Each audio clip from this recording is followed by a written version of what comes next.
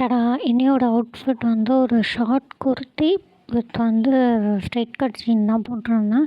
இந்த ஷார்ட் குர்த்தி மீஷோவில் தான் பர்ச்சேஸ் பண்ணியிருந்தேன் ஆஃபரில். ஐ திங்க் இப்போது இந்த ஒரு குர்த்தி மட்டும் வாங்கினீங்கன்னா 130, 150 அந்த ரேஞ்சில் தான் வரும்.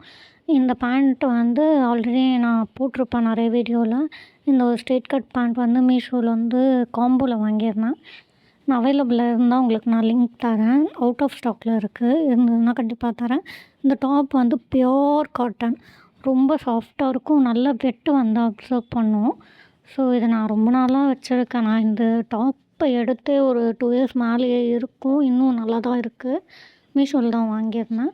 ஸோ நான் கண்டிப்பாக லிங்க் அட்டாச் பண்ணுறேன். இதில் என்னென்னா ஒயிட் கலரில் பிரிண்ட் வச்ச மாதிரி இருக்கும்.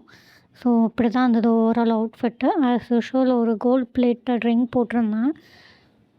அவ்வளோதான். ஸோ அன்றைக்கி கொஞ்சம் பிரியாணிலாம் சாப்பிட்டதுனால கொஞ்சம் லைட்டாக டம்மி ஃபேட்டு தெரியும்.